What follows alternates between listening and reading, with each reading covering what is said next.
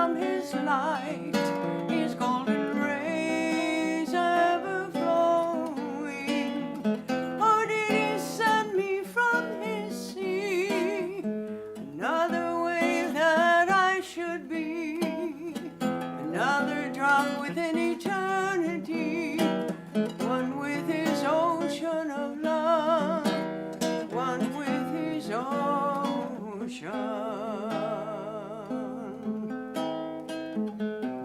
I feel him inside, he takes my mind beyond this body, fills my heart with his love, takes my prayers as they rise, and wherever I may be on this never-ending sea, I just must be me, one with his ocean of love, one with his ocean.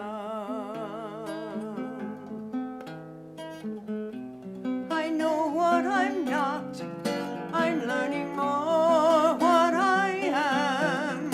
He guides my feet in his dance, I give my songs all to him.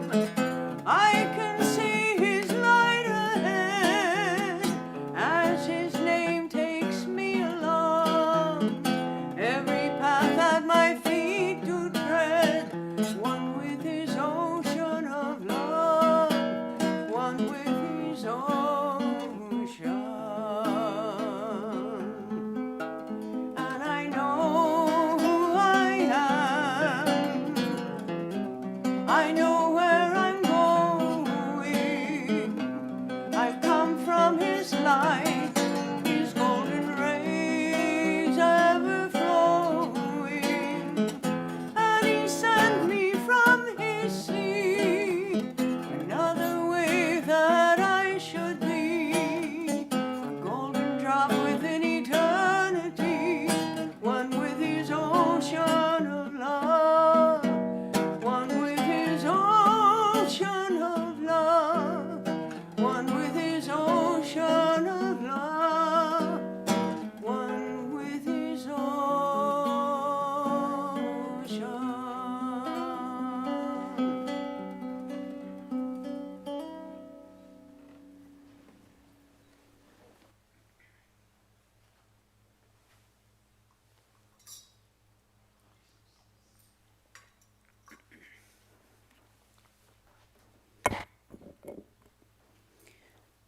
Om asato ma sadgamaya, tamaso ma jyotirgamaya, mrityorma amritam gamaya. Om shanti shanti shanti. Om, lead us from the transient to the eternal. Lead us from darkness to light. Lead us from death to immortality. Om, peace, peace, peace. Good morning, everyone. Every time I come to Santa Barbara, it's usually sunny. Today it's unusually overcast. But you guys are bringing the sunniness here, so thank you all for coming. We'll be talking about Hinduism today. It's an interesting topic for a number of reasons. You're sitting now in one of our many Vedanta societies. We don't call ourselves Hindu societies, we call ourselves Vedanta societies, and that's striking. And I think a number of people are under the misapprehension that being a Vedantin means something different from being a Hindu. And part of the point of today's talk is that Vedanta is a crucial aspect of Hinduism. And if you are a Vedantin, you're also Hindu, provided we understand what Hinduism means properly. And that's the real catch. That's the sticking point for most people. People have the weirdest and most bizarre ideas about Hinduism. And this is something that, Hindus have faced for a long time. Swami Medhananda, when he first came here to the US in 1893, he was confronted with all sorts of weird ideas. One superstition at the time was, one idea at the time among Westerners was that Hindu mothers throw their babies to the crocodiles. And he said, he was asked seriously, like, do they do that? He's like, what?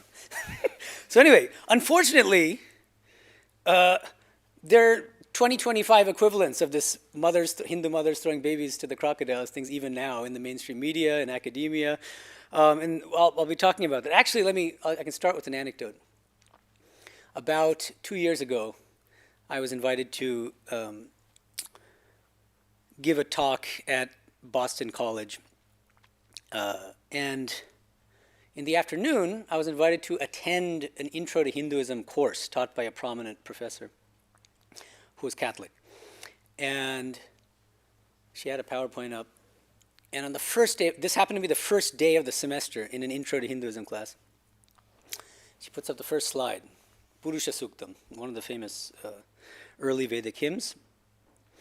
And she says, Hinduism, what is Hinduism? It's based on the caste system. First words out of her mouth in explaining Hinduism.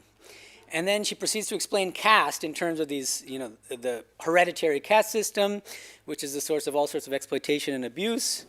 And you get the sense that they're out to kind of malign Hinduism. Many people, I don't want to say everybody, but a lot. And this is a major university and a very prominent professor teaching an impressionable group of undergraduate students from all majors. This is it's not even just for religious studies majors or something. So it's quite troubling. Another example, because I meet a lot of young people. I'm a Hindu chaplain at USC and UCLA. And a number of students have told me, Hindu students told me that they're afraid or embarrassed or ashamed to call themselves Hindu. Because they're afraid that the moment they call themselves Hindu, people will assume the worst about them. That they're right-wing fascists, that they believe in all sorts of weird superstitions. So it's unfortunate. And it's also a fact that if you look at the New York Times, the BBC, many other mainstream media outlets, if you look at the highest levels of academia, what I tend to find, is that Hinduism tends to get the short end of the stick when it comes to representation. There are centers for Buddhist studies all over the world in the best universities. There are centers for Christian studies, there are a bunch of those. Islamic studies. Where are the centers for Hindu studies? Almost none. There's one Oxford Center for Hindu Studies. That's not even directly under the Oxford University. But other than that, it's rare that you even find centers for Hindu studies at the best universities. And there's a real asymmetry there. There's a lack of parity with respect to other religions. And Hinduism, unfortunately, in the popular mind, tends to be associated with what are called the 3 Ps and the 3 Cs. 3 Ps, poverty, population, polytheism. The 3 Cs, caste, curry, and cows. Curry's good, right? But extremely superficial understanding of Hinduism. And so this anti-Hindu sentiment and this tendency to caricature Hinduism is pervasive at all levels and all over the place, even in India, unfortunately. One example I'll just mention without getting political, but a few months ago there was a terrible massacre that happened in Kashmir, in Pahalgam. The way that mainstream media outlets portrayed this was astonishing to me. They don't mention that the fact that the almost 25 or so people who were gunned down were Hindu. They just hide that fact. They tend not to mention the fact that the terrorists were Islamist terrorists. It's very strange, the way that mainstream media tends to portray these kinds of events. I'm apolitical. Monks are not supposed to get into politics, and so I'm not making a political statement, neither left-wing nor right-wing, but I'm a proud Hindu. I'm a Hindu, and I'm not embarrassed to call myself Hindu. So what I am going to try to sketch for you today is a more nuanced and accurate and more appealing picture of what Hinduism really is, so that we can be proud to be Hindus. I grew up in Boston in a Hindu family. I put that in quotes for a reason. I was raised what I would call culturally Hindu. I was a cultural Hindu. What does that mean? It means my parents took me to puja a couple times a year in our local Hindu temple. I was completely uninspired by what was going on because nobody explained to me what the heck was going on. There's some statue there, waving of bells and lamps. And so instead of actually sitting there for the puja, I would play football outside with my friends. Enjoyed that much more. And I came in for lunch for the delicious khichdi prasad. That was my Hinduism the whole time I grew up.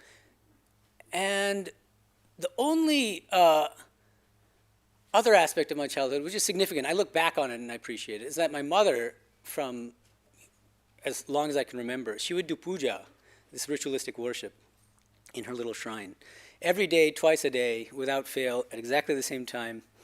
And I kind of saw it as a quaint, some kind of weird thing she does. She never talked to me about it, but she would do that. And I have a feeling that did have some impact, but in a kind of indirect way. I was a budding philosopher and a critical thinker, prided myself on not accepting things on faith. And so the result of being raised a cultural Hindu is that I became agnostic. And in college, I started studying the different world religious scriptures. I read Dhammapada, which is a Buddhist scripture. I read the Bible. I read parts of the Quran, as far as I remember. And I read, with respect to Hinduism, the first real scripture that I read was the Bhagavad Gita. And it completely transformed the way I thought about my own religion. In fact, I didn't even think about Hinduism as my religion. I really was just objectively looking at the different religions. And I didn't believe in the idea of being born into a religion. It never made sense to me. It just seemed so arbitrary. But reading the Gita, I was like, wow, so this is Hinduism. This is Hinduism. It's not about the waving of lamps or the ringing of bells or about eating certain things, avoiding other things, bowing down to certain people, this and the hierarchies, blah, blah, blah. No. It's about realizing your true spiritual nature. That's what Hinduism is about. At the time, I wasn't interested. There's a very strong devotional dimension to the Gita, but I completely ignored it because I still didn't believe in God. But I loved this idea that we are an eternal Atman, or soul, separate from the body-mind complex. That deeply resonated with me at the time. It still does. And now I've added a kind of devotional dimension as well. So what exactly is this spiritual Hinduism that we find in the great scriptures like the Bhagavad Gita? That's what I want to talk about. And I came to it sort of on my own through self-study of some scriptures like the Gita. But much later, I discovered other texts which are really valuable. For instance, I'll just mention a couple. Swami Medhananda's paper on Hinduism is a wonderful text. And Sri Aurobindo, and I'll be reading one of his letters that he wrote very early on about Hinduism. But he also wrote a little, it's part of a chapter of a book called A Defense of Indian Culture. And it's just 3 to 4 pages, and he just explains in a nutshell the main doctrines of Hinduism. And there's a whole book by Satish Chandra Chatterjee, who belongs to our tradition, actually. And the book is called Fundamentals of Hinduism. So I recommend that you look at all those. For any parents out there who want to raise their children Hindu, I recommend that you look at some of this stuff. And from an early age, I encourage you to teach your kids the core spiritual principles of Hinduism. That doesn't mean that you shouldn't bring them to puja and all that. But explain the spiritual basis of the rituals and the different things that happen. Otherwise, they're going to be left probably uninspired as well. So it's the responsibility of parents to educate their children in the right way. And even more importantly, live the life. Because it's one thing to lecture your kids about being Hindu and even spiritual principles and all that, but if the next moment you fly into a rage when your kid doesn't eat a breakfast or something, what kind of Hindu are you? So kids are very observant. They'll look at how you live, right? And they'll be the first to call you out. Mom, aren't you the one who says that we should overcome selfish qualities? So what are you doing? So you have to be careful.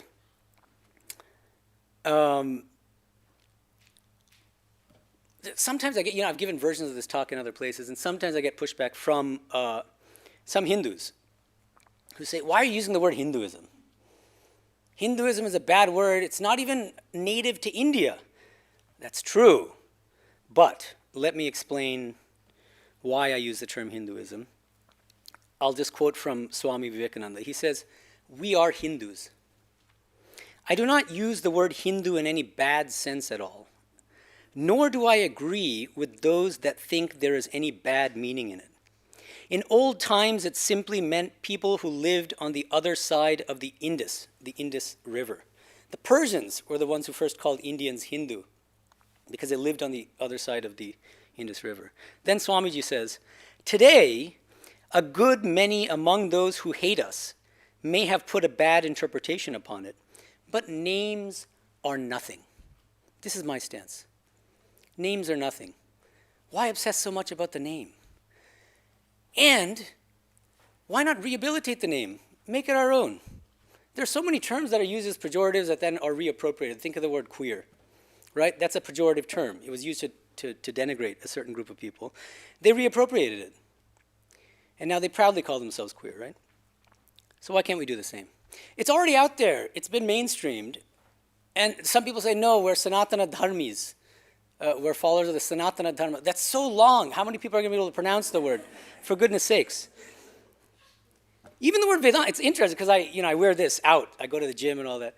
And so people ask me, they assume I'm a monk. So I got 3 or 4 times. My favorite question is, are you Shaolin? So I love that. I always take that as a compliment. But anyway, I got that yesterday, literally. But anyway, sometimes it's like, are you Buddhist? Are you blah, blah, blah? And if I say I'm a Vedantin, first of all, they're not going to, it'll just go right over their head. It's a complicated sense. If I say I'm Hindu, which is what I say, oh, I get it. Okay. And then we can have a conversation. What does Hinduism mean? And then I give this talk. All right. In the gym locker room. So here's the way I'd put it. If we were to answer the question, what is Hinduism? Fundamentally, I think it's extremely important to distinguish 2 kinds of Hinduism. Cultural Hinduism and spiritual Hinduism. Okay? And I think it's a serious mistake, along the same lines as the mistake of thinking that you're spiritual but not religious. It's a serious mistake to think that if you are spiritual, you're not Hindu. Because that means you haven't understood the richness of Hinduism properly and the broadness and the universality of Hinduism properly. There is a cultural Hinduism and then there is a spiritual Hinduism. What do I mean by cultural Hinduism? Well, as I said, I grew up as a cultural Hindu. Hinduism as a kind of set of cultural practices. It's narrowly ethnic. It has to do more with kind of social norms and things like that. Swami Vivekananda was scathing about the culturalization of Hinduism and cultural Hinduism. He would say that religion has moved into the kitchen. The eat this, don't eat that, don't touch this, don't do that, don't touchism. That was one of his expressions. And he was scathing toward his own brother disciples who loved ritualistic puja like Shashi Maharaj, Ramakrishnananda. He would say, you just spend all day waving your lamps and you're ringing your bells. What the heck are you doing? That doesn't mean, now we have to be very careful here. That doesn't mean that he condemned or that he rejected the cultural practices of Hinduism. The crucial thing is, you have to understand the spiritual principles behind the cultural practices. And then those cultural practices gain a different kind of spiritual meaning. That's the crucial thing. And by contrast, what is spiritual Hinduism? This is the true ancient Hinduism that you find in the great scriptures like the Upanishads and the Bhagavad Gita. This is what is also called the Sanatana Dharma. Sanatana means eternal. Dharma means religion. So the eternal, universal religion. What does it teach? It teaches certain fundamental spiritual principles, and it teaches certain fundamental spiritual practices that will bring us to the highest goal of freedom from suffering and limitless fulfillment and bliss. Is this distinction between cultural and spiritual Hinduism my own? Is it some new invention? No. I don't know if anyone's used the terms. I'm sure someone has. But let's go all the way back to over a century ago. In a 1910 letter written by Sri Aurobindo to his brother, Biden, he says, there are 2 Hinduisms. One which takes its stand on the kitchen and seeks its paradise by cleaning the body. Another which seeks God, not through the cooking pot and the social convention, but in the soul. The latter is also Hinduism, meaning the spiritual Hinduism. and it is a good deal older and more enduring than the other. It is the Hinduism of Bhishma and Sri Krishna, of Shankara and Chaitanya, the Hinduism which exceeds Hindustan. Hindustan means India. So it's not ethnic. Was from of old and will be forever, because it grows eternally through the aeons. Its watchword is not kriya, but karma. I'm going to explain all these Sanskrit terms in a second.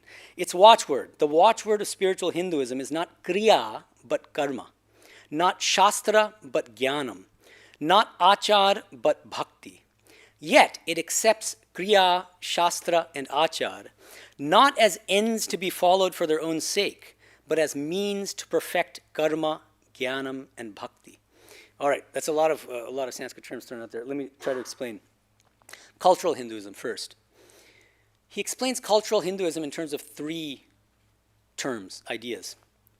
Kriya, achara, and shastra. So what is kriya? What does he mean by kriya? Mechanical, lifeless rituals.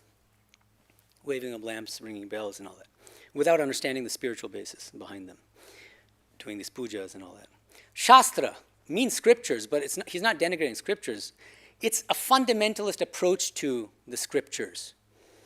A kind of overly literalist, fundamentalist interpretation of the scriptures, and a kind of extreme superstition and blind faith based on whatever the scripture says goes. And achara. Achara means certain kind of observances, cultural observances like what I should eat, what I shouldn't eat, what I can touch, what I can't touch, purity, impurity, all those kinds of things. Casteism. By contrast, spiritual Hinduism converts kriya, these mechanical rituals, into karma. That's the term that Sri Aurobindo uses, karma. What is that? Karma, I think he means any spiritual practice that helps to purify our mind and helps us to realize our true spiritual nature. Scriptures, the Shastra in spiritual Hinduism are converted into what he calls jnanam, which means spiritual knowledge. What does it mean? It means that we should always keep in mind that the scriptures are means to the end of self-realization or God realization, but that they're not ends in themselves. And one thing that Swami Medhananda loved to point out is that the Hindu scriptures are some of the only scriptures in the world which say that they themselves are not the be-all and end-all. So you'll find it in the Gita again and again. Veda Vadaratav Partana. Krishna in chapter 2 is criticizing people who have a kind of fundamentalist approach to the scriptures and think that the Vedas are the be-all and the end-all. It's very interesting. So I think that's also what Sri Aurobindo means. And thirdly, achara. Spiritual Hinduism converts achara, these kinds of cultural observances, religion moving in the kitchen and all that. It gets converted into bhakti, devotion. That's interesting. Devotion toward the personal God. What does he mean by that? You have to remember that the point of all these observances is to make ourselves more and more spiritual and sattvic. Sattvic is a term, it's one of the three gunas, sattva guna. And even food becomes relevant then. It's not the be-all and end-all, and it's not necessary for everybody to observe food restrictions, but for many people it does help. And that's why the Gita itself classifies different kinds of food in terms of the three gunas, sattva, rajas, and tamas. I've got separate talks on that. But the point is, you can use things like these kinds of guidelines about what to eat in order to try to become more spiritual, without it becoming the be-all and the end-all, without becoming fanatical or dogmatic or egoistic. Some of the most egoistic people, I don't want to, I got to be careful here, but I've seen that some people can become very egoistic about being vegetarian or vegan or these kinds of things. Then from a spiritual standpoint, then you're shooting yourself in the foot, right? You know, it's fine to be vegan or vegetarian, and it can help you in your spiritual life, but it's really important not to use that as a stick to beat other people over the head with. Okay. Now, let me read to you another paragraph from Sri Aurobindo's, the same letter. So far, what Sri Aurobindo has done is distinguished two kinds of Hinduism. There's cultural Hinduism, and then there's spiritual Hinduism. I think programmers use trees, right? So now there's a subdivision of spiritual Hinduism into two further subdivisions. That's what he's going to explain now. So there are two different kinds of spiritual Hinduism. He says the higher and truer Hinduism, meaning spiritual Hinduism, is also of two kinds, sectarian and unsectarian, disruptive and synthetic. that which binds itself up in the aspect, and that which seeks the all. The first is born of rajasic or tamasic attachment to an idea, an experience, an opinion or set of opinions, a temperament, an attitude, a particular guru, a chosen avatar.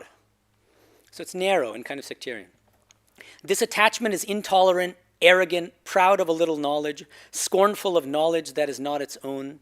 It's always talking of the kusamskaras, like bad practices of other people, superstitions of others, and is blind to its own, so a source of ego. Or it says, my guru is the only guru, and all others are either charlatans or inferior. Or, my temperament is the right temperament, and those who do not follow my path are fools or pedants or insincere. Or my avatar, meaning incarnation, is the real God himself, and all the others are only lesser revelations. Or my Ishta Devata, I'll get to the concept of Ishta Devata in a second, but it means the preferred form of God. My Ishta Devata is God. The others are only his partial manifestations.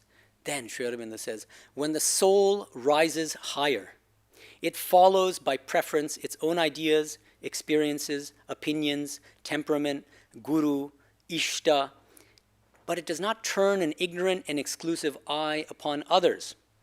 There are many paths, it cries, and all lead equally to God. All people, even the sinner and the atheist, are my brothers in sadhana, meaning spiritual practice. And the beloved is drawing them each in his own way to the one, with a capital O, without a second. But when the full knowledge dawns, I embrace all experiences in myself. I know all ideas to be true, all opinions useful, all experiences and attitudes means and stages in the acquisition of universal experience and completeness, all gurus, imperfect channels or incarnations of the one and only teacher, all ishtas and avatars to be God himself. That is what Ramakrishna taught. This is our Ramakrishna. So Sri Aurobindo ends this letter by saying, that is what Ramakrishna taught by his life and sadhana, and therefore is he the avatar of the age, the one who prepares the future of humanity. It's very powerful, and he makes this really important distinction. So first of all, between cultural Hinduism and spiritual Hinduism, and then he subdivides spiritual Hinduism into a kind of sectarian spiritual Hinduism, a narrower sectarian spiritual Hinduism, and a broader non-sectarian universal spiritual Hinduism. Because you do find a number of very spiritual traditions within Hinduism which are also very sectarian. And Sri Ramakrishna, during his time, so he lived from 1836 to 86, many people from different faiths would come to him, all Hindu, mostly Hindu. Especially between the Shaktas and the Vaishnavas, so worshippers of Kali and worshippers of Krishna, they were always fighting with each other, putting each other down. Advaitins put everyone down because they think that they're superior to all the devotional traditions.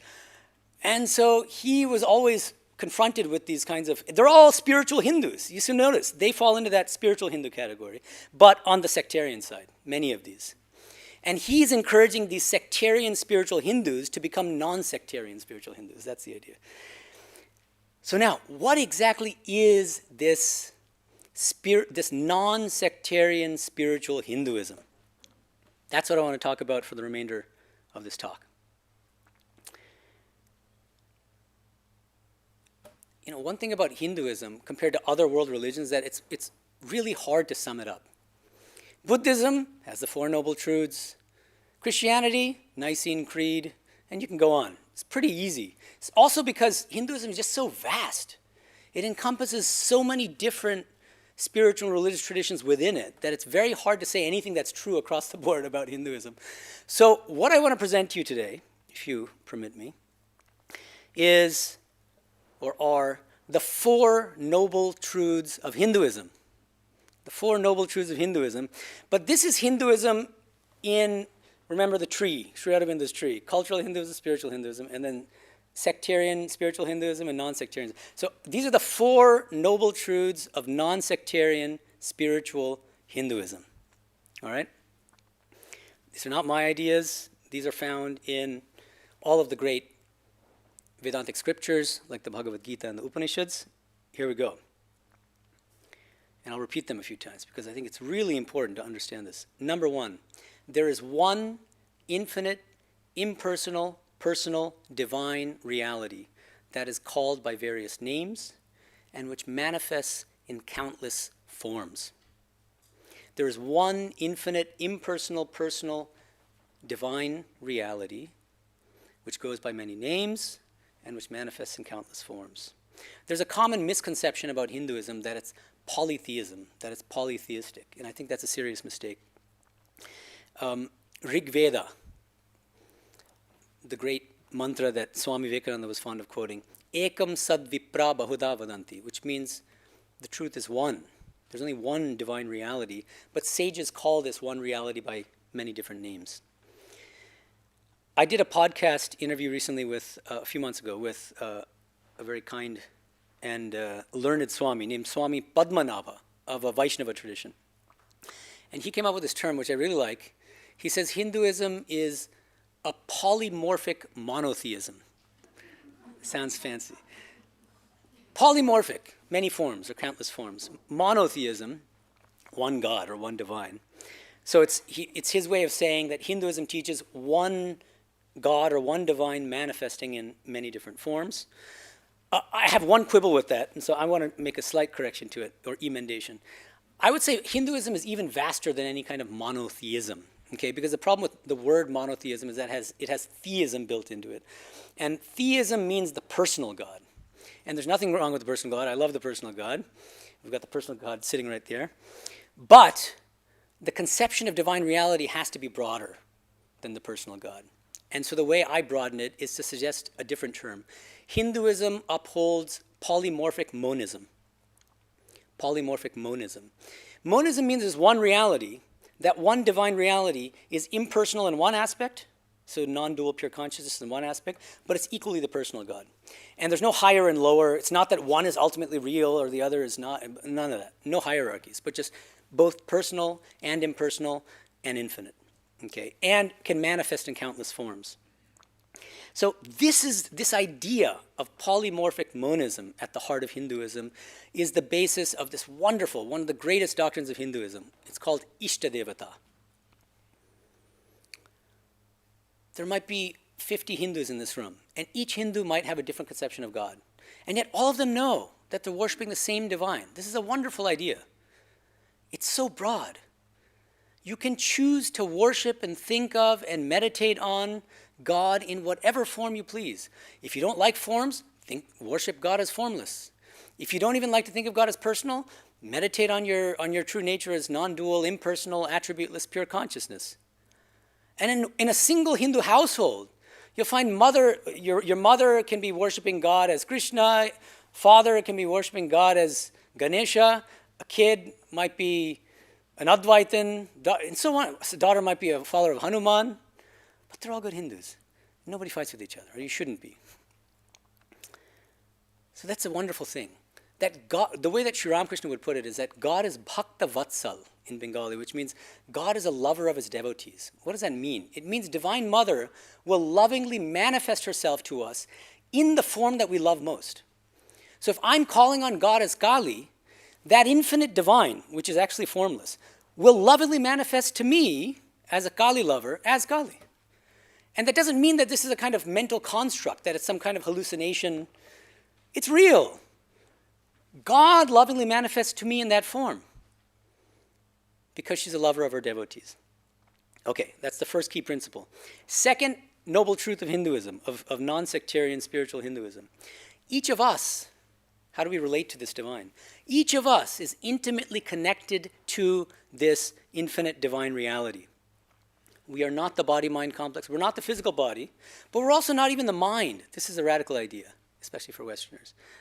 We are not the body-mind complex, but we are eternal souls, eternal Atmans, intimately connected to the infinite divine. Why am I using this language? It's kind of, you might say it's cagey. It's not cagey, but it's broad. I'm being deliberately broad here. This intimate connection with the divine can take different forms.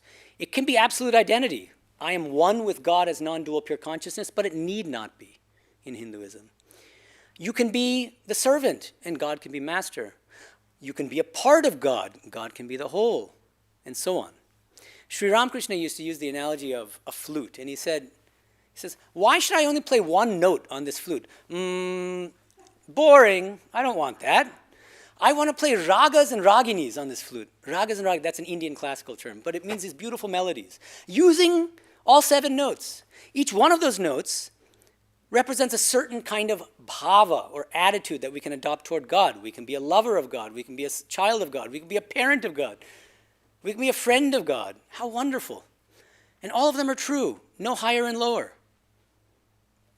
That's the second noble truth of Hinduism. Third noble truth of Hinduism. What's the ultimate goal of life? It's to realize the divine reality in any form or aspect. To realize the divine reality in any form or aspect. You might ask, well, why? Why make such a big deal of it? Because that's the only way to attain liberation from all suffering and the attainment of perfect fulfillment and bliss. Now, one caveat to add here is because another kind of, so there have been Christian missionaries and Muslims going to India for many, many centuries trying to convert Hindus to their religion. And they have many different tactics to kind of persuade Hindus that their religion is bad or, not as good as their own religion. And one of these tactics is to say that it's a very kind of life-denying, world-denying, it's too foofy and mystical. And where does it leave us struggling householders and people who are, just trying to make it through the day? Well, I think, again, this is one of those caricatures of Hinduism, because from ancient times, Hinduism has taught this doctrine of four values in life, 4 fundamental values in life. They're called purusharthas. Purusha means human being, and artha means value. So what are these 4 fundamental values in life? Dharma, artha, kama, and moksha. Okay. Dharma means ethical living, being good. Artha, the acquisition of material wealth and possessions, perfectly valid value. It's not the highest value, but it's perfectly valid. Third value, kama, fulfillment of worldly desires, also a perfectly valid value. In fact, it's often necessary to attain fulfillment at the level of material possessions and wealth and fulfilling of desires in order to then make an entrance into spiritual life. Sri Ramakrishna himself said that. He said in Bengali, Bhoganto na hole tag ashana, which means until you have passed through the end of worldly enjoyments, you cannot feel the true spirit of renunciation. That's the logic of this scheme of 4 different values in Hinduism. And then finally we get the 4th and ultimate value, moksha, liberation, right? But liberation is the ultimate goal. Notice that's why in this 3rd noble truth, the ultimate goal of life is the realization of the divine. And these other 3 values are perfectly valid and legitimate and often even necessary as means to the end of attaining the highest goal. That's crucial, okay? 4th noble truth of Hinduism, there are many paths, in fact infinite paths, to the infinite divine. One of my favorite teachings of Ramakrishna, which inspired me to call my book on Ramakrishna, Infinite Paths to Infinite Reality. The teaching is, Tini onanto, patho onanto. Because God is infinite, there are also infinite paths to God. It's a beautiful teaching. That's the 4th noble truth of Hinduism. If you subscribe to these 4 doctrines, you are Hindu. It's beautiful. Notice how broad these doctrines are. So I'm going to summarize them. I told you I'd repeat them, so here they are. 4 noble truths of Hinduism. 1, there is one infinite, impersonal, personal, divine reality that is called by various names and manifests in countless forms. Polymorphic monism. 2, we suffer because we mistakenly identify with the body-mind complex instead of realizing that we are eternal souls intimately connected with that infinite divine reality. 3, the ultimate goal of life is to realize this infinite divine in some form or aspect. 4, there are infinite paths to realizing the infinite divine. As I said, I gave versions of this talk in other places. When I gave this kind of talk in Trabuco Canyon a few months ago in Ramakrishna Monastery, I looked through some of the comments, and one person said the following. I think it'll resonate with some of you. He says, I've always felt weird calling myself a Hindu since I'm white. I usually just say devotee of Ramakrishna. But if it's all right to say I'm a Hindu, I definitely will from now on. So if he got away from if he came away from my talk feeling that he can now call himself a Hindu, then I think my mission has been accomplished. Because I think there's a mistaken view, and again, there's a lack of parity here. There's a mistaken view that Hinduism is fundamentally an ethnic religion, that you have to have brown skin and live in India or have hailed from India in some way from your ancestors to be considered a Hindu. Nobody feels that way about Muslims. To be a Muslim, you don't need to be from Arabia, the Middle East. No. To be a Christian, you don't have to be from America or some other Christian. No. Why is it? To be a Buddhist, you can be an American Buddhist, you can be a British Buddhist. Hinduism, no, you have to be Indian to be Hindu. Nonsense. Lack of parity again. No. Hinduism is not an ethnic religion if you understand Hinduism properly as a non-sectarian spiritual religion, as I'm taking pains to kind of explain to you guys now. And I want to add also that you might be wondering, well, it sounds like you're leaving out quite a bit. I am, but there's a reason for it, and I really mean it. To count as a Hindu, you only really need to subscribe to these 4 core doctrines or noble truths, and that's it. Okay. But there are also 2 supplemental doctrines which are great helps for many Hindus, but are not mandatory for you to count as a Hindu. So I call this Hinduism plus. So core of Hinduism, 4 noble truths, which I've already explained.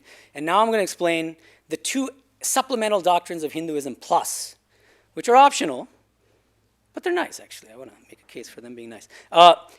So first doctrine of Hinduism plus, karma and rebirth. Karma and rebirth. I've got a whole book on this coming out in a couple weeks called Karma and Rebirth in Hinduism. It'll be published by Cambridge University Press. It should be affordable, unlike some of my other books. $23, I think. So hopefully you can get it from the bookstore at some point. Maybe I can give a talk based on it at some point. What is karma? We reap what we sow. That's what I mean. It'll require a separate talk to go into the details and look at the book for nuances. But the fundamental idea of karma is we reap what we sow. And in order to reap what we sow, this can't be our only life. Okay? Because we're reaping what we sowed in our last life, in this life, and what we do in this life will also impact our next birth as well. And so the 2 doctrines are kind of inextricably related in Hinduism. Why do I place, so one can argue and say, well, why didn't you build in karma and rebirth into the core doctrines of Hinduism? Because I don't think it's mandatory to believe in karma and rebirth to be a Hindu. In fact, if you look at Buddhism these days, especially as taught in the West, there are many people who argue that one can be a Buddhist without believing in karma and rebirth. Some people they have this knee-jerk aversion to these doctrines. They think it's too foofy or metaphysical or something like that. They want something concrete. Fine. So if you don't want to believe it, you don't need to. I think there are good arguments in favor of these doctrines, and one of the main arguments in my book is that it's rational to believe in the doctrines of karma and rebirth, and there are a lot of different arguments that one can give. And I assess the arguments on both sides. I look at the arguments for these doctrines, I look at the arguments against these doctrines, and then I argue that on balance, it's rational to accept the doctrines of karma and rebirth. One example of a strong piece of an accumulating body of evidence in favor of karma, of rebirth at least, is Jim Tucker's really important work. He's a professor at the University of Virginia. He's published a number of books. He's been interviewed a lot. And he's investigating young American children's memories of past lives from a very, very young age 2 and 3, and verified memories of these past lives. One kid at the age of 2 saying that he was a World War II fighter pilot, giving the name of the aircraft carrier, his co-pilot, and like a bunch of things, which all matched with the history textbooks. So that's, but you have to look at the book for more details.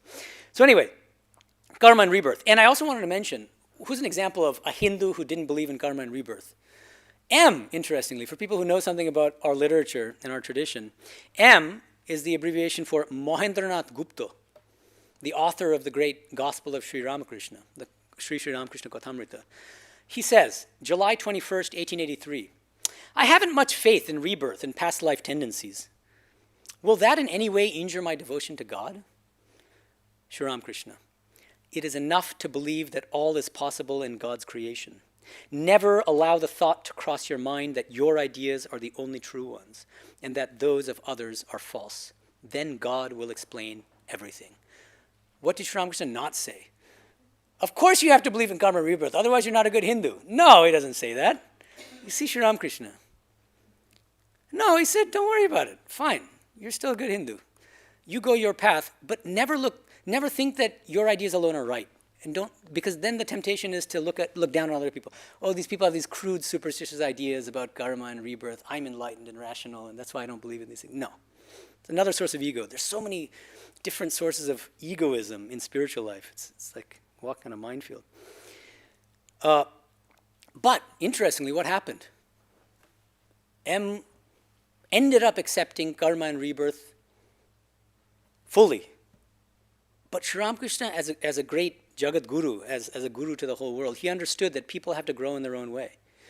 And if he had said at that point that, no, you have to, it's just, I mean, come on, why don't you believe in karma and rebirth? That might have turned him off, right? So the greatest teachers, they understand where you are, and they hold you by the hand, and they help you to go further. Okay, and then the second doctrine of Hinduism plus, so that means the sixth doctrine of Hinduism in this broader sense. This is that dreaded doctrine of caste. The Sanskrit term is varna, okay? And the term caste has become so associated with negative things that it may even be advisable to just throw it out altogether. That's up to you guys. I like the term in the Gita, swadharma. Swadharma. Swa means one's own. Dharma, law of being. One of my favorite terms in Hinduism. Swadharma means your own law of being. Try to discover your own law of being. I gave a talk on the Peace Pilgrim in Ramakrishna Monastery a few weeks ago, and she has this wonderful idea that she keeps reiterating. She says that you should discover your place in life's pattern. So what is your role in this divine play? That's what Swadharma means. And all that this doctrine of caste in its original sense meant and continues to mean in Hinduism is discovering your own law of being. What is my Swadharma? What does Swadharma mean? It means, what are my inherent strengths, my innate talents, my strengths, my gifts? Who gifted them to me? God. How can I best use my own unique strengths and talents to serve and worship the divine? That's this sixth doctrine of Hinduism. That's the real doctrine of caste. What happened is, with time, it degenerated into a hereditary caste system, which is responsible for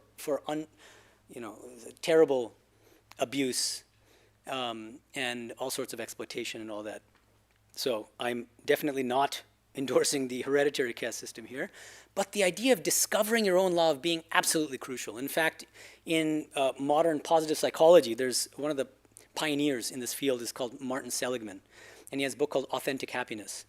And he says that the key to finding authentic happiness is to identify your signature strengths, and then to find a vocation or a calling that can help you to cultivate those signature strengths on a regular basis. What are those signature strengths? That's your Swadharma. Your own law of being. That's all that means. So, just to wrap this up. This might sound very abstract and philosophical, but I want to bring it down to earth here. How is all of this relevant to us as spiritual aspirants? What's the practical payoff?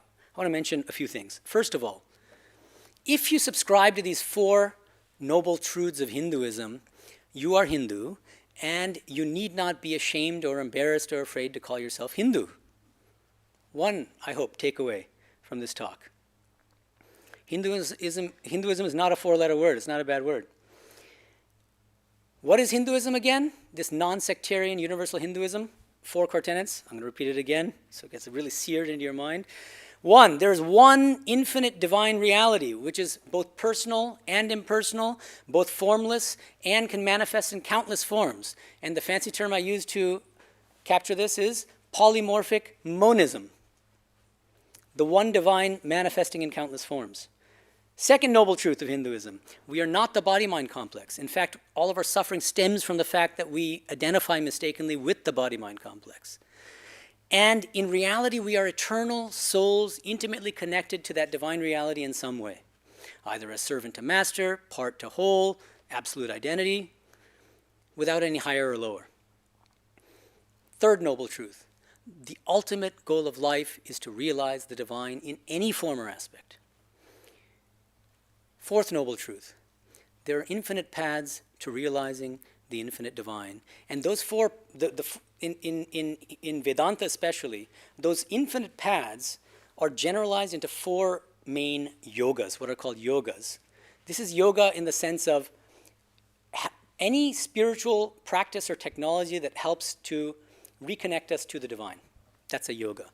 And the four yogas are karma yoga, through selfless service, through selfless action, engaging in your day-to-day duties, but trying to remove the ego and selfishness from your day-to-day duties. It could be raising your kids. It can be going to work. You can do a million things, cooking breakfast.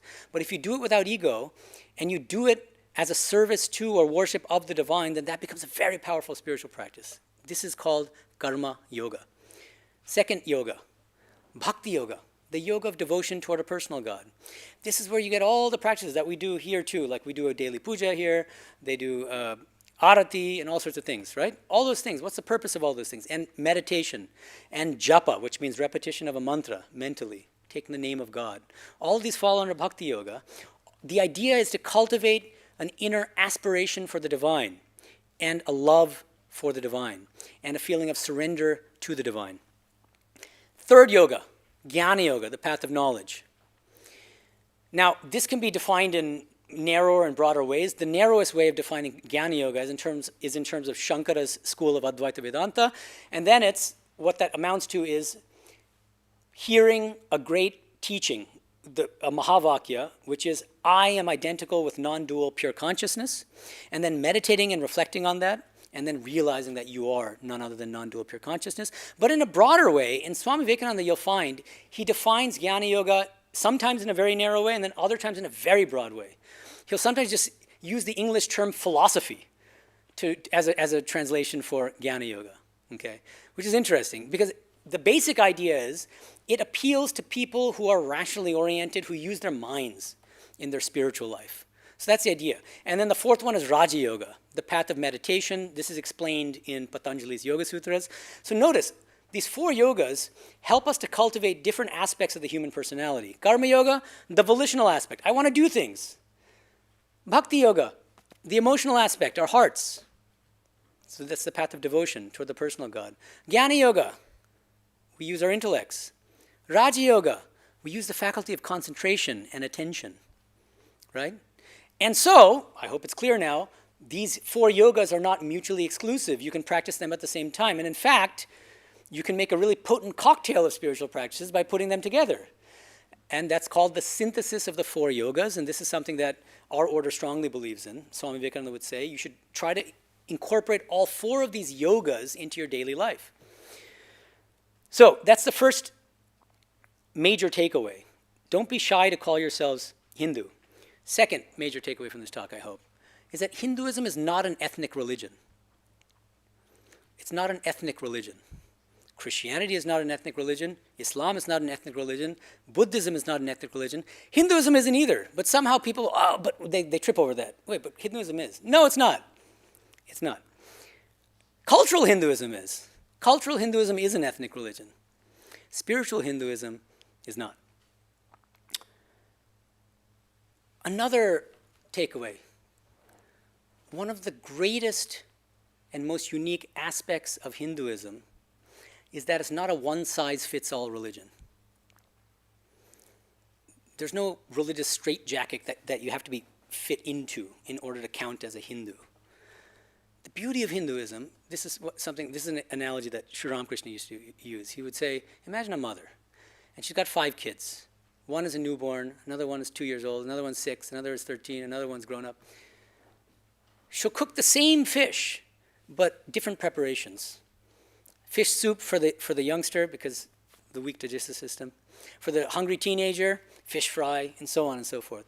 He says, likewise, the divine has created different religions to suit different temperaments and suiting people from different cultural backgrounds, right? That's absolutely crucial. And within Hinduism, the beauty of it is, it's like Hinduism itself is, or herself is a kind of mother, a loving mother, who has given us a vast array, a dizzying array of spiritual traditions, religious practices, and we can practice any of them and adopt any of them and still be Hindu. And we can kind of custom build our own religion. This is an amazing idea that Swami Vivekananda would often emphasize. He says, no man is born into a religion. He has a religion in the depths of his soul. This is what true Hinduism helps us to do. That swadharma that I'm talking about, that your own law of being, it can help you to identify your own unique strengths, and then you can actually learn from other religions as well, to your heart's content. And say, I really like that idea of mindfulness in Buddhism. Let me take that. I love Christian prayer. Like, I genuinely do love Christian prayers and also Christian classical music, like the masses that composed by Bach and Mozart and others. And that's an important part of my practice, for instance. Do I feel conflict? No, because you should have a clear framework. Once you have that clear framework with the Four Noble Truths of Hinduism, you can learn from other religions to your heart's content without feeling any kind of conflict or kind of thinking that you're no longer a Hindu or something like that. And finally, another crucial takeaway from this talk. What spiritual Hinduism tells us is that spirituality and spiritual life and spiritual practice is not confined to the shrine or the meditation room. This is really, really important. Some people, many people, think that religion is what they do on Sundays in the morning, or for 5 minutes when they get up and they're like half asleep and they say, I have to meditate. And they go in for 5 minutes and they start dozing like this. No. How do you spiritualize every moment of your life? That's the challenge that Vedanta and that Hinduism throws down to us. How do we do that? How do we spiritualize every moment of our lives? How do we spiritualize arguing with our spouse? How do we spiritualize raising our kids? How do we spiritualize going to our 9-to-5 job? These days it's remote working or whatever, but still, how do we spiritualize that? How do we spiritualize, scolding our kids or arguing with our coworkers or blah, blah, blah, whatever it is? How do you do it? Every moment of life is an opportunity for spiritual practice if you look at it with the spiritual attitude. Instead of feeling sorry for yourself or letting the small I take over, that rascal ego that Sri Ramakrishna would often talk about, take a step back. Take a step back and ask yourself, what is there to learn from this situation? And how can I spiritualize this moment in my life? And so if you're about to lose your temper with your spouse or your partner, what can you do? Catch yourself. That's spirituality. Be mindful of that little budding emotional reactivity. And then catch yourself. You might even fail, and then you'll say something, but then because you were mindful in that moment, you can then say, wait a minute, I wasn't myself, I'm sorry, or something like that. You see, and then you make progress that way. And if you can, the more that you can identify with the spiritual I, Ramakrishna will say the ripe I. That means it's the I of a devotee, for instance. I am a child of the divine. I am a spark of the divine fire. I am the Atman. The more you'll be able to bring that into your day-to-day life in the midst of all of your activities. It can be doing exercise. It can be raising your kids. And that will become a powerful spiritual practice. Everything you do, if you can offer it to the divine, that becomes a spiritual practice. So Swami Vivekananda, he made this wonderful statement. He said, the Vedanta, and here I think what he means by Vedanta are these four noble truths of non-sectarian spiritual Hinduism. He says, the Vedanta is the rationale of all religions. Without the Vedanta, every religion is superstition. With it, everything becomes religion. It's a tremendous statement. Every religion is superstition if you don't accept these four noble truths. Why? What does he mean? Well, we just get cultural Hinduism. We get the husk of Hinduism without the spiritual core. And that's true across the board with all religions. If you don't accept these four principles, this distinction between cultural Hinduism and spiritual Hinduism applies to all religions. There's a cultural Christianity and there's a spiritual Christianity. There's a cultural Islam and there's a spiritual Islam. Søren Kierkegaard, some of you might have heard of him. He was a great Danish Christian thinker, philosopher. He was scathing about cultural Christianity. He called it Christendom, and he has a whole book called Attack Upon Christendom. And he was trying to remind Christians of the true spiritual Christianity. So that's what I'm trying to do in this talk as well. So what does Swami Vivekananda mean? Every religion is superstition if you lose sight of the spiritual core of that religion. And Vedanta, these four noble truths of Hinduism, help remind us of the spiritual basis of all of these cultural practices. And then he says, with Vedanta, everything becomes religion. Another amazing statement. With Vedanta, everything. He doesn't mean that with Vedanta, Christianity becomes a valid path and Islam becomes a valid... No, they don't need Vedanta to validate them. But every waking moment, and even sleeping moment of your life, becomes religion. Every moment of your life becomes an opportunity for spiritual practice. That's the beauty of Vedanta. Sri Aurobindo said it very succinctly. All life is yoga. All life is yoga. So when you're raising your kids, when you're going to work, when you're arguing with your spouse, ask yourself as a spiritual aspirant, how do I change my attitude toward this and see this as an opportunity for spiritual practice and for spiritual growth? Thank you.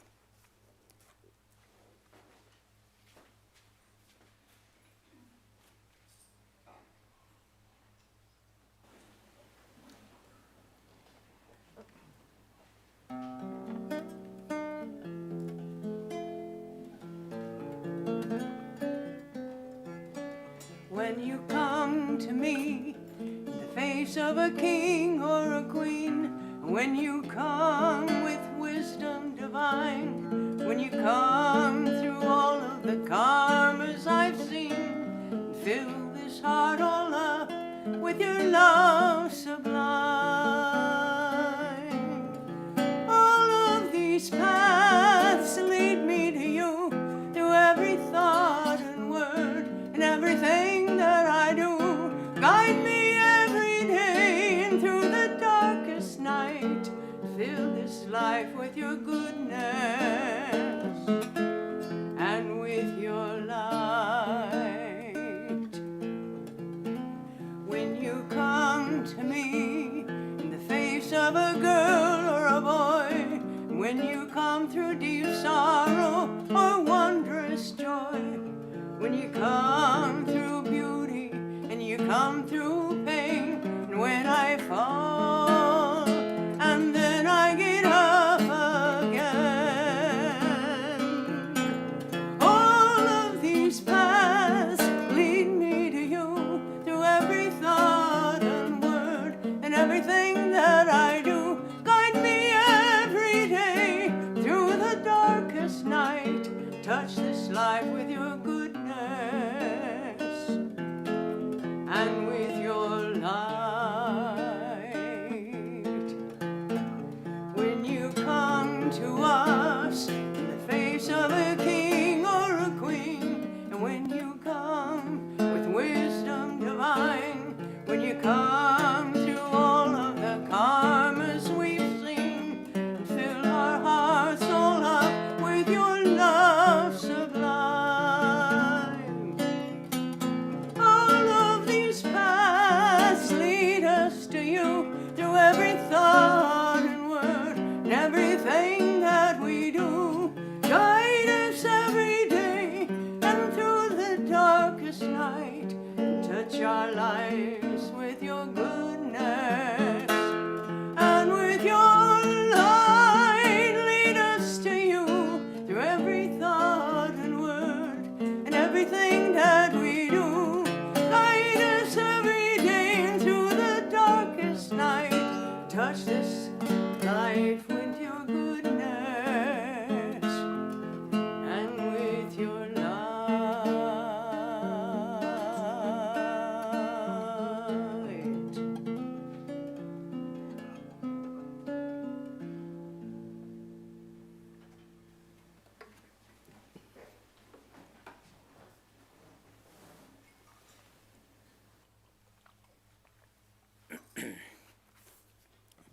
All right.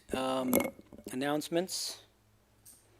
Next Sunday, July 27th, Swami Sarvadevananda from Hollywood, the head of our Hollywood Center, will be giving a talk called Worldly Contentment and Spiritual Yearning.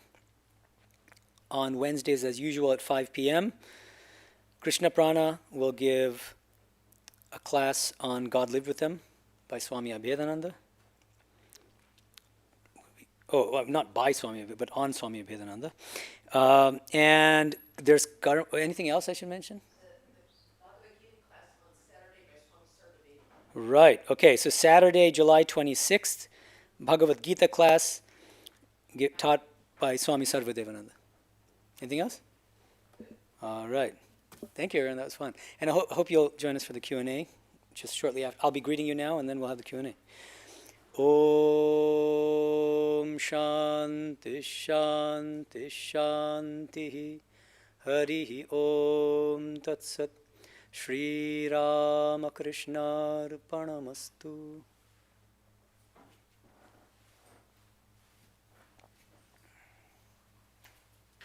So the issue of faith, I don't know if this is a misconception in Hinduism, but I've read before that it's not necessarily a faith. I've actually read that. And so I think it had to do with comparing the real self or something, and that's the basis of it versus, I don't know, can you speak to that a little bit? Well, yeah, I mean, it's hard because I don't know what source you're thinking of, but there are some people... ChatGPT. ChatGPT, okay. So, right. So the thing is, there are some Hindu teachers and preachers, especially who teach Advaita Vedanta, which is this non-dual spiritual philosophy that you find within Hinduism, who contrast the rationality of Advaita Vedanta with the kind of faith-based religions like Christianity, Islam, Judaism, and even the devotional traditions within Hinduism.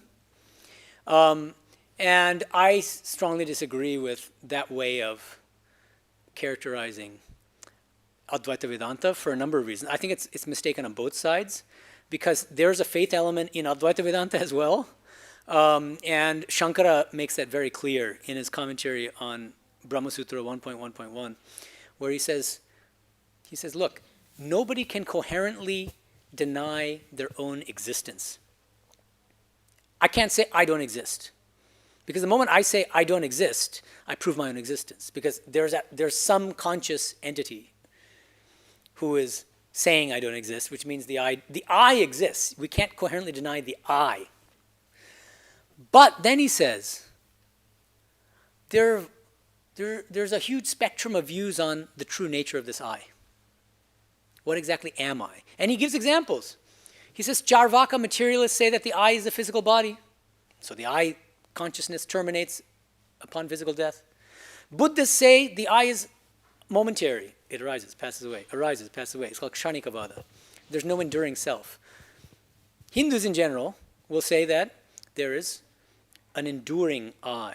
There's an eternal self separate from the body-mind complex. But then he says, you need to turn to the Upanishads and have faith in what the Upanishads say about the true nature of the I. So there's a clear faith element in Advaita Vedanta. And on the other side, the tendency to say that, this faith, this belief in a personal God is based on blind faith, it's not rational.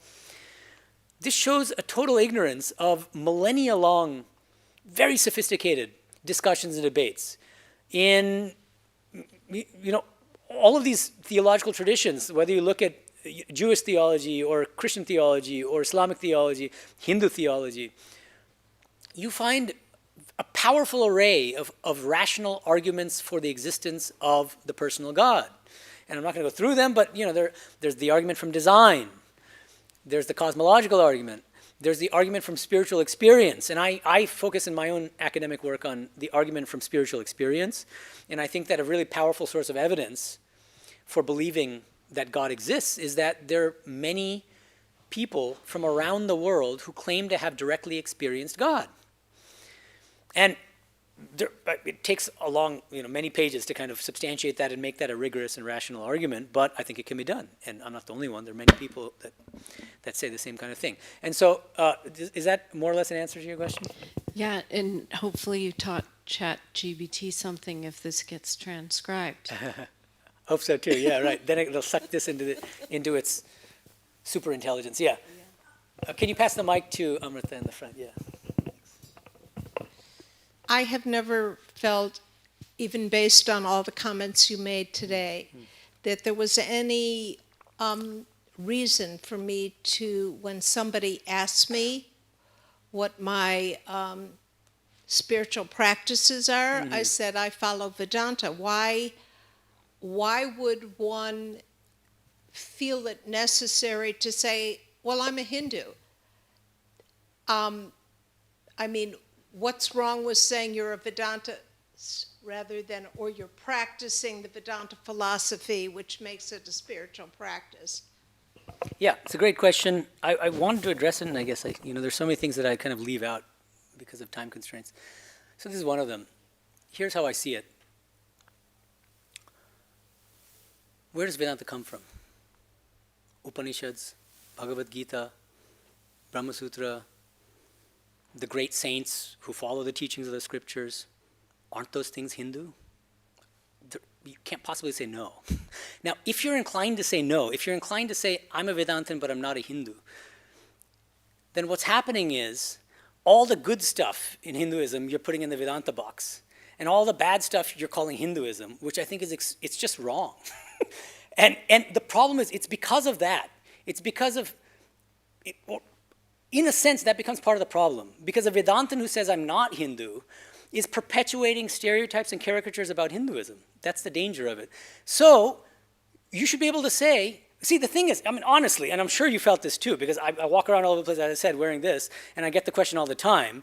And if I say I'm a Vedantin, they'll be like, what the hell are you talking about? Right? And then I have to explain, well, Vedanta is a tradition of Hinduism. That's a valid point. We have to explain it. Right, Then yeah. people will have some clarity. Can you give the mic again to, where is, oh, that is with you, yeah. You yeah. would also say that the basis of Hinduism, is Vedanta. I mean, at least that's how I perceive, or the way I've been taught. Yeah, it just depends on what you mean by Vedanta. As long as we mean those Four Noble Truths, everything is fine. The problem is most people define, often the word Vedanta is equated with Advaita Vedanta. That's very, very common. It's been the case for hundreds of years, and even today, people when they talk about Vedanta, actually have in mind one sectarian school of Vedanta, and then that's not nearly as narrow, as broad as the four principles. But there's also all the people who think of Hare Krishna as being Vedanta or Hinduism. Yeah. I mean, Vedanta is such a broad category Yeah, that if you were explaining to somebody what Vedanta is, you would have to include all of those. I mean, if they feel that Vedanta is only Advaita, it's their misinterpretation. yeah, yeah. But as I said, one of the main reasons I think we should not shy away from calling ourselves Hindu if we are Vedantins is that there's a widespread misrepresentation and caricature and denigration of Hinduism at all levels. In mainstream media, at the highest levels of intelligentsia and academia, and I think it is a responsibility of every Vedantin to correct those misconceptions. That's my main, it's a kind of activistic point, but I think it's really important. Yes, other questions? So in a lot of religions, spiritual philosophies, whatever you want to call it, there is a behavioral aspect. For example, in Buddhism, there's the Four Noble Truths, but then there's the Eightfold Path that you follow. That's the Fourth Noble Truth. The Eightfold Path is the Fourth Noble Truth. The Fourth Noble Truth, Yeah. but then there's delineated in terms of, so I'm wondering, and of course Christianity and Judaism have the 10 Commandments, which are a pretty broad stroke of precepts, but I'm just wondering in Hinduism if there is delineated somewhere the precepts that for behavioral, which I guess would address when you were talking about the four aspects with the karma aspect of behavior and living this life. Yeah. Is that something that is, are there precepts in Hinduism that do address behavior? Absolutely, yeah. It's a great question, and I mean, in the Gita is full of these kinds of precepts in different chapters. Often they're explained in terms of the three gunas.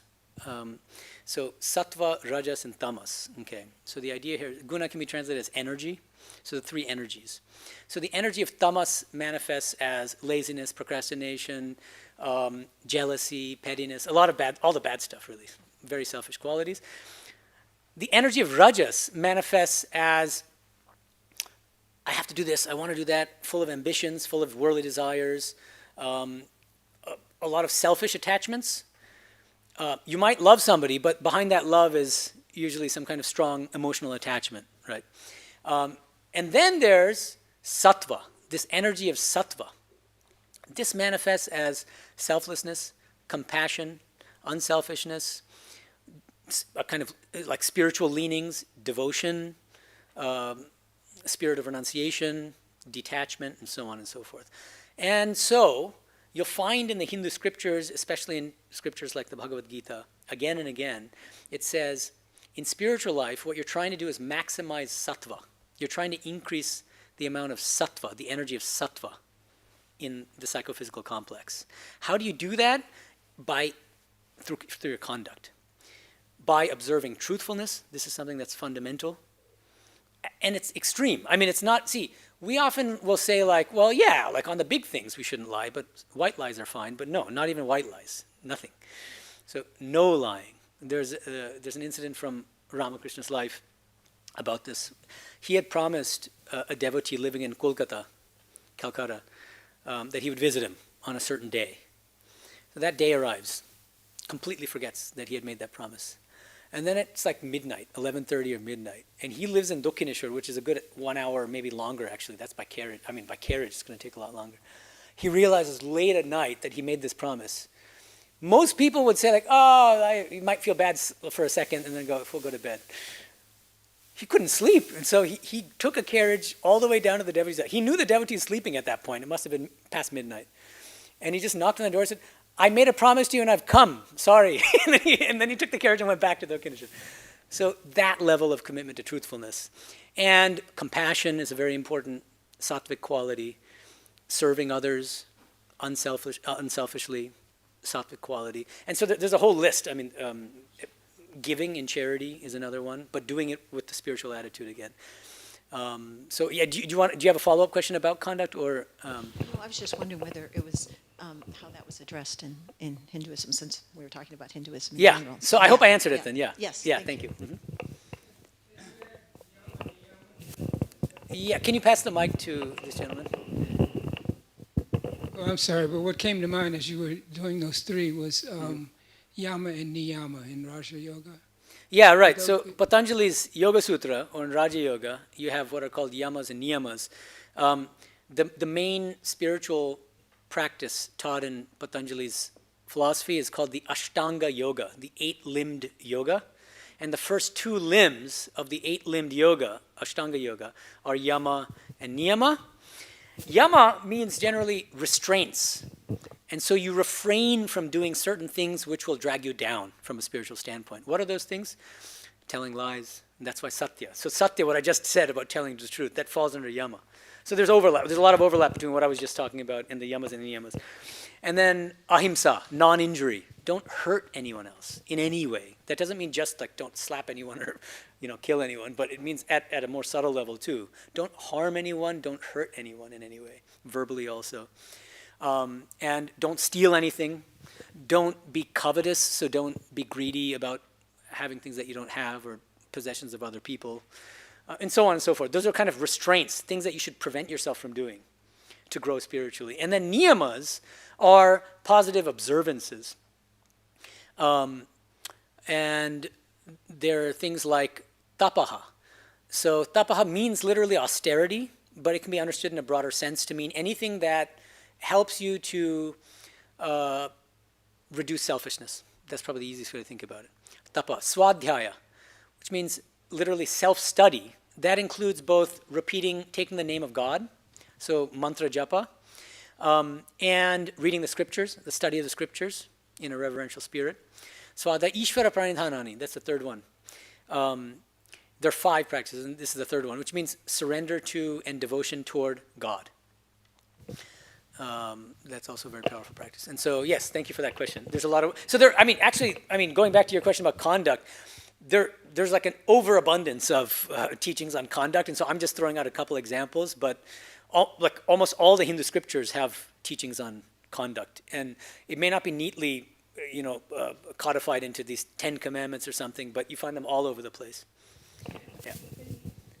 Yes. Yeah, I mean, I think that's the thing that I think many of us struggle is that in other religions, there is very clear-cut code of conduct, and it's something that you don't. It's central, right, to the religion. And I mean, as Hindus, I find it difficult because it's like, yes, there's the Hindu orthodoxy. There's definitely the sense that there are things that we should do on a philosophical level, but on a very practical level, there isn't this set of codes. And when there is some code that's out there, like whether it be like the code of Manu or something, it completely contradicts what our modern life is like. So how do you reconcile that? And especially, both for us, but also as, say, Hindus who want to teach our children how to practice as Hindus, and I feel, even on a broader sense, I feel like sometimes I worry, like,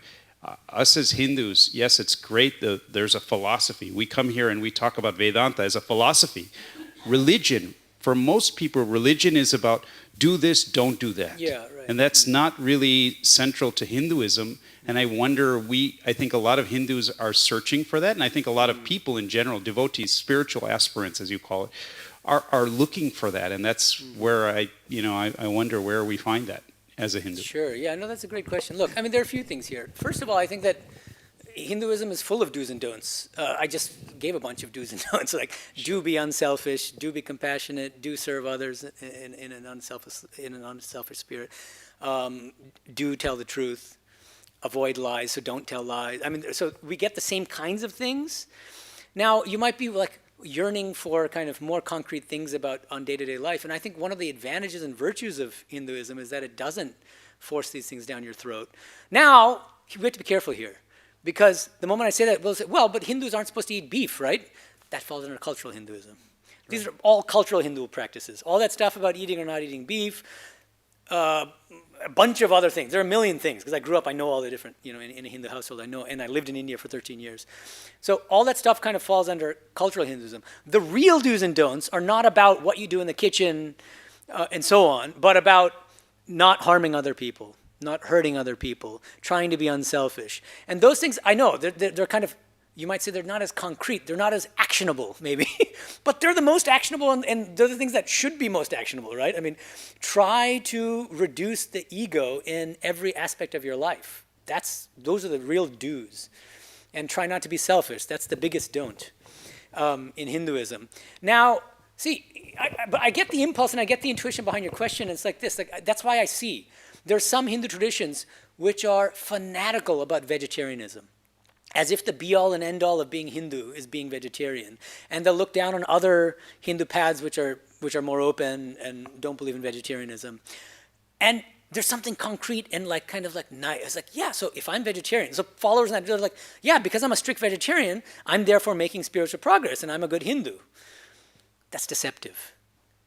Because what Ramakrishna used to teach is, if you eat, he said pork, and pork is considered to be very unholy. It's just second to beef in terms of unholiness from a cultural Hindu standpoint. So if a person eats beef, but his or her mind is fixed on God, that person is far more spiritually advanced than the person who eats the purest, most spiritual havishanna. That's the term for kind of the most pure sattvic vegetarian food out there, and has his mind on, or her mind on, worldly things.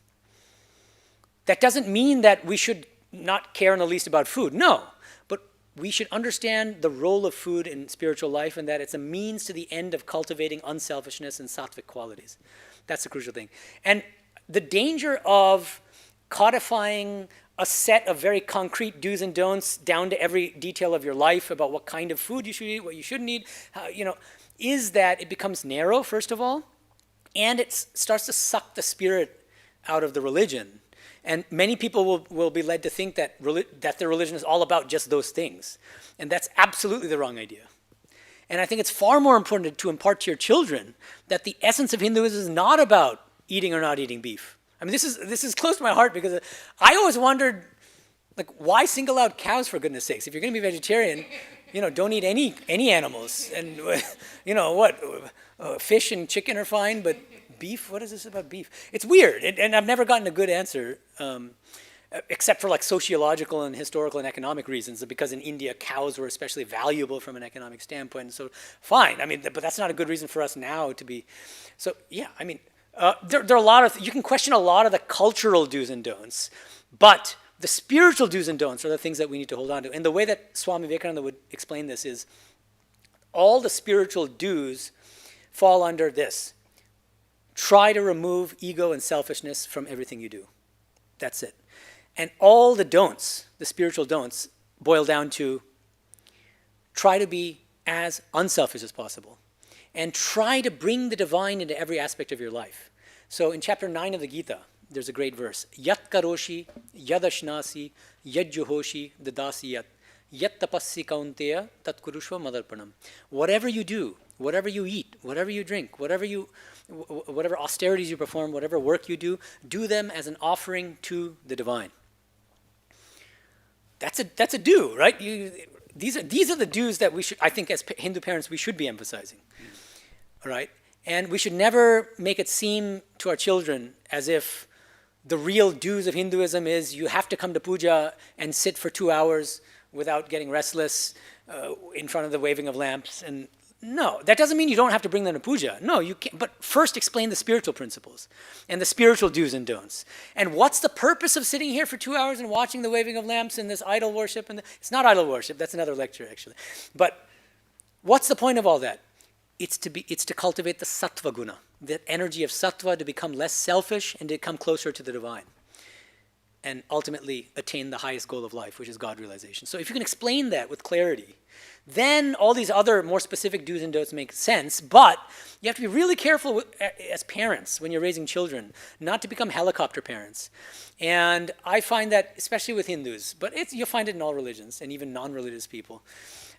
Like vegan parents will make their kids be extreme vegans and, well, not always, but so same thing. Like you might find certain cultural practices helpful for you as a Hindu. That doesn't mean you have to force those cultural practices that are beneficial to you down the throats of your children. Do you see what I mean? Yeah. Do you feel that there's a time that, because when I look, when I've read the Vedas and things, it seems, first of all, in general as a Hindu, I see that one of the most important tenets of Hinduism is Dharma, right? But the question is that I feel like there was a time in the past where that was clearly illuminated what the Dharma was. Now you can make the argument, caste system, other things, but the Vedas clearly explain like these are the things that you're supposed to do, whether, the rituals, everything. And then it's just how does that translate now to modern times? Is that, so that's where I have a little bit of a conflict, trying to apply these concepts. Because you can't, so the Vedas, if you look at the Vedas, the only place in the world where people actually practice true Hinduism is like a place like Bali, where they go and they actually do the rituals from the ancient times.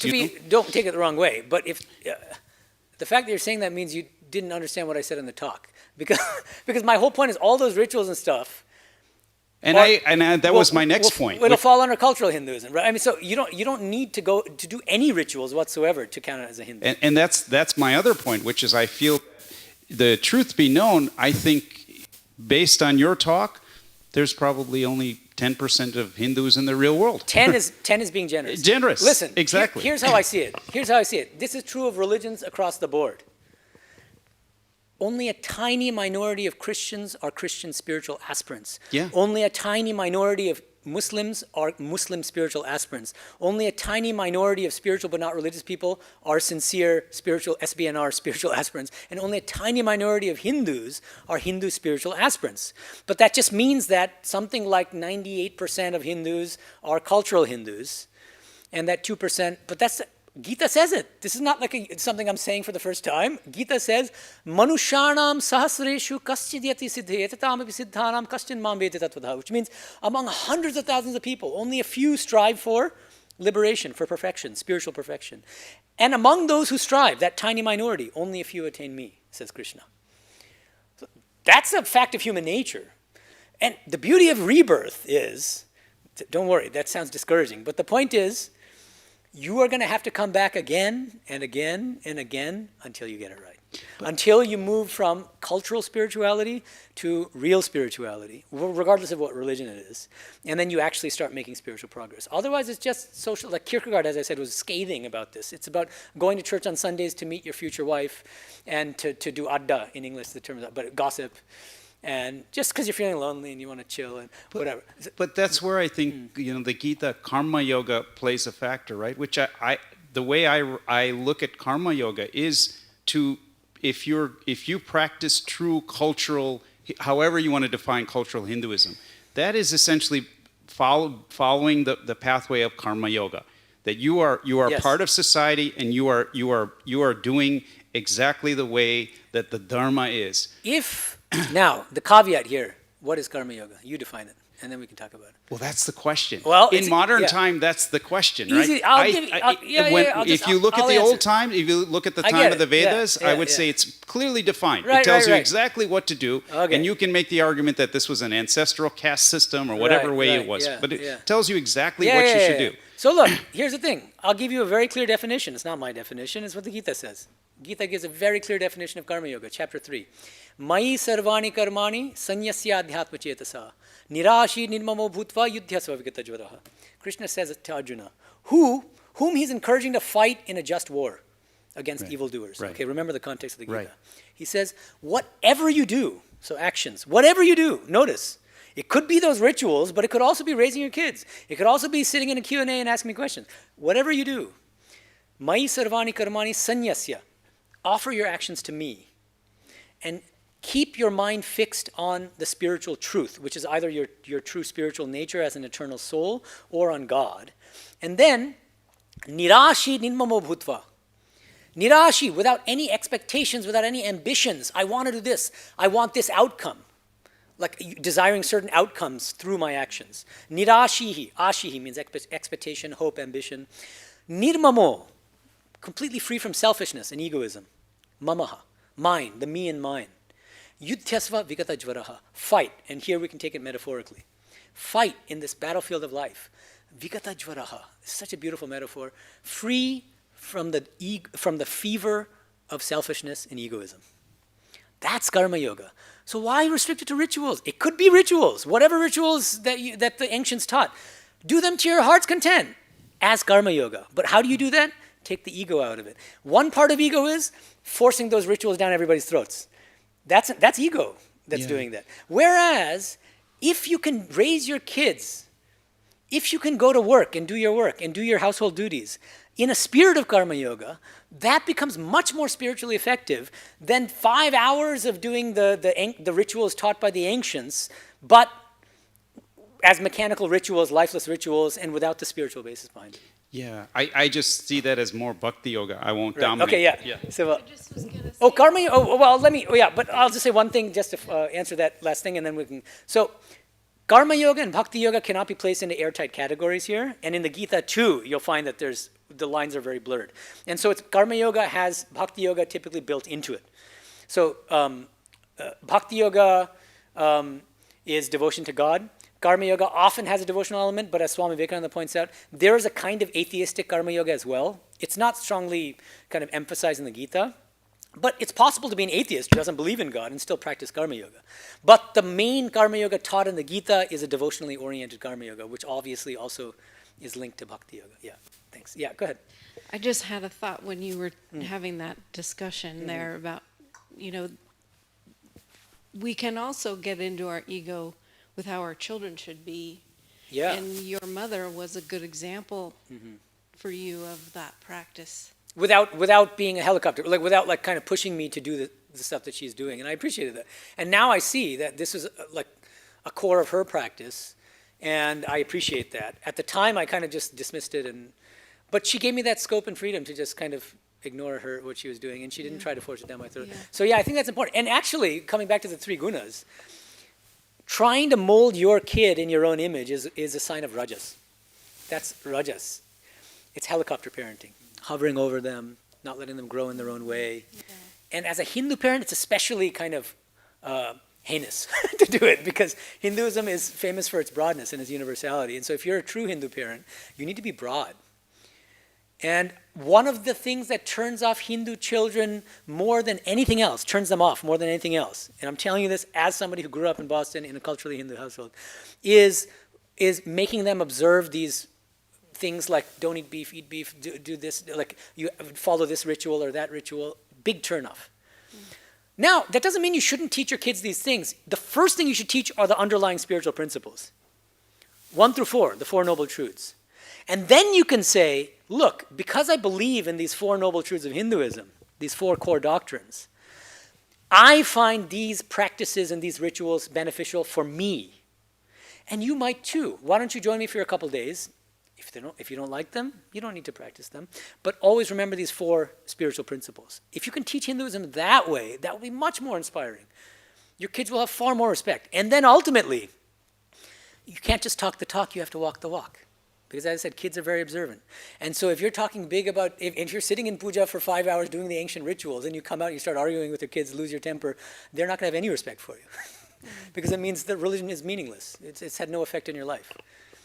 I just have one more question about the origin of Hinduism, because there's so many different answers. And The term Hinduism or the religion? No, the religion. Mm-hmm.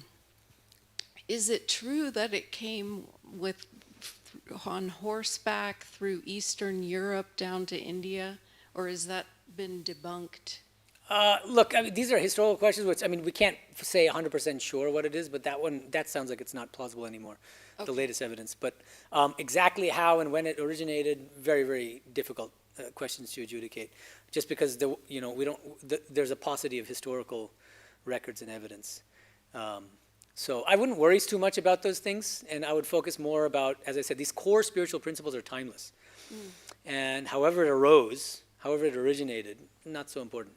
The main thing is observing those, accepting those principles, and then living them out in your day-to-day life as much as possible. Well, the reason I asked is because I learned in interfaith seminary 2 different things.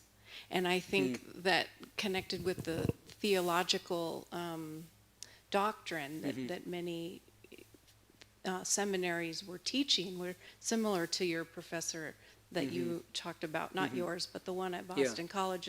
There were lots of different ideas that many theologians You mean a Christian seminary, is that right? Or No, it's interfaith. Oh, interfaith, okay, yeah. So, even interfaith, it's amazing how even in interfaith circles I find a denigration of Hinduism vis-a-vis other world religions like Christianity and Islam and Judaism. It's really problematic. I don't have much more to say except that there are a lot of weapons and tactics in the converters and the missionaries' toolkit to try to demean Hinduism and put it down. And so, they might make certain historical arguments to kind of make it seem like it's not a homegrown Indian religion. I think that, but the point is, at a historical level, it's very, very hard to prove or disprove these kinds of things, and I don't think it matters. I would be, and this has happened, like on trains in India and other places, even here, I sometimes, because I wear this, and so I'm like a sitting duck. And so people of other faiths will approach me and try to convert me, so Jehovah's Witnesses, Christians, Muslims. And then I have these fun conversations because, even at USC, I was a Hindu chaplain. I still am a Hindu chaplain at USC. I'm sitting on a bench, and then I'm approached by these Asian Christians who hand me a pamphlet, and then I started quoting from the Bible things that they didn't know, and then they walked away, and then so anyway, that's a day-to-day thing for me. It's fun. Yeah. Maybe last question. This is more on the practical level of being a parent. So I was born and raised here as well in a cultural Hindu family. And I feel like this pendulum kind of swung the other way. You were saying, like the mom's doing puja and all that stuff. I mean, obviously that's how I grew up, but then I'm not doing that. So I think the pendulum. So for my kids, bridging that gap of the spiritual Hindu, cultural Hindu, and I think there are some benefits to being cultural Hindu, and I feel bad as a parent sometimes that I'm not even, introducing. And I mean, we've tried, actually, the 4 of us are parents, and we've tried to, kind of started this past year, right? Like maybe take them to like these kind of Bal Vihar classes or Right, whatever to try yeah. to But that's not cultural Hinduism. I know. They're actually pretty good. That's true. They Yes, teach you the scriptures. that's true. The kind of Yeah, principles that's I'm true. But teaching, it's showing them the pujas and like all that Yeah, stuff but too, again, and see, we have to be careful here, and Yeah. maybe I don't want to be misleading because I hope people didn't come away from my talk feeling that puja falls under cultural Hinduism, that rituals like waving lamps falls under cultural. It's not that. It's waving the lamp devoid of an understanding of the spiritual basis of the waving of the lamp. Right. Doing puja as a mechanical ritual rather than understanding the spiritual. Once you understand the spiritual principles, Right. you can do puja all day. Right. Ramakrishna did puja and attained God realization through puja. Right. This is not cultural Hinduism. Right. Because he literally, every mantra he uttered in the puja, it came to life for him. He literally saw the mantras visualized. He was visualizing them and then had direct realization of the truth of the mantras and all of the rituals. When he did this and he did the Vanni Prakar and all these things, he was literally seeing a circle of fire protecting him and protecting. I mean, it's remarkable. So he has vindicated these so-called these cultural practices within Hinduism and showed that they have a deeper spiritual basis. So that's really important. No, so yeah. yeah, I do think But that. bridging that gap, maybe like Yeah. going back to the topic, the title of this topic, right? Hinduism for dummies. So dumbing it down for like a 9-year-old or like a 5-year-old, right? Or I have a 3-year-old too. Yeah. I have 3 kids. So yeah. You know So, what I like, should have brought? Because after I gave a talk called A Tale of Two Hinduisms in Hollywood, a version of this talk, I kept telling people in that talk, you should print out business cards with the 4 core doctrines on the card. And within a couple days, somebody actually, one of the people who attended, made a bunch of business cards which explained the 4 core doctrines of Hinduism. Which I have a ton, so I could have brought them. But anyway, sorry, I didn't. I can bring them next time if you want. So, but that's useful. You can literally just hand it to your kid. Yeah. I'm not kidding. And the beauty of it is, especially keep people born in the West and with kids who are, most of their friends are going to be non-Indian or non-Hindu. And, they may just not want to do the ritualistic sides of things. And that's fine. I don't think you should force it down their throats. Yeah. My concern is the opposite, that like, Right. that they're at the devoidance of it, right? But Like how the open third are they generation to Indian the American, spiritual Hindu side of American. Hinduism? Like you're coming That's to right. talks So and that's stuff. where I want to emphasize yeah. that, but also have that contextual. So I don't know if there was Yeah. any like kind of take 2 lessons, like if you had to be born here again and grow up in your household again, like anything that you thought might have been helpful from your parents or that or the way you were raised. I would have loved, and I'm not blaming my parents or shaming them, but it's about just because I think most Hindu parents get it wrong here.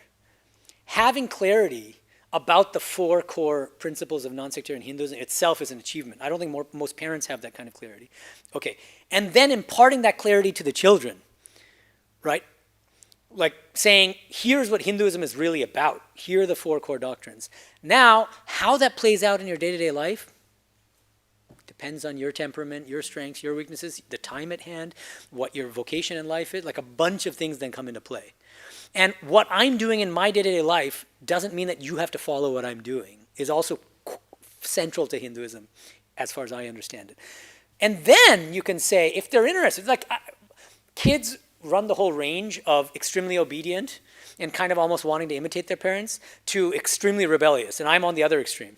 I'm on the extreme far end of the rebellious side of the spectrum, which means if my parents even attempted to make me do anything culturally Hindu, I would go to puja, but as I said, I played football outside.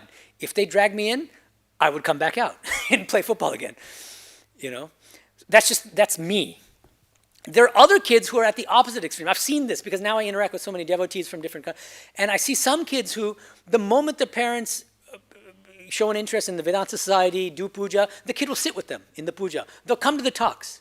And I'm not saying one is better than the other. It's a difference in temperament. So you have to understand what kind of kids you have.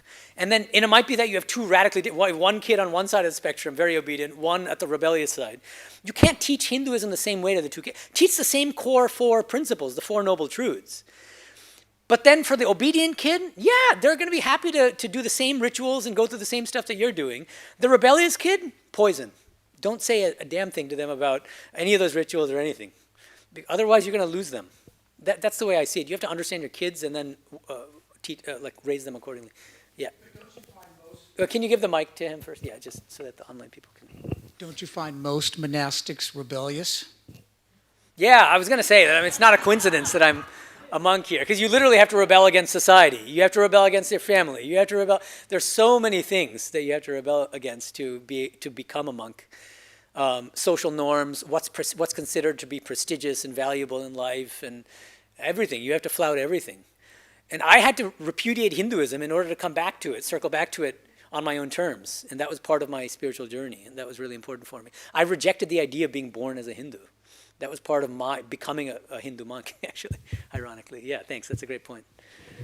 Yeah. Yes? So just going back to this idea of puja, because that's very much had a similar experience growing up. My parents did it. Really enjoyed that part of my youth. Yeah. I don't know that I was ever, taught the spiritual significance behind it. It was much more ritualistic. Yeah.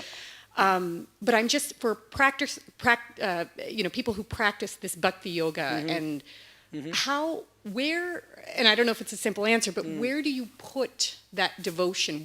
Because as I've understood it, right? If I sit for a puja, it's because I want something, want to do well in school, pray to God. Oh, there was always something that there was always some sort of thing you were seeking.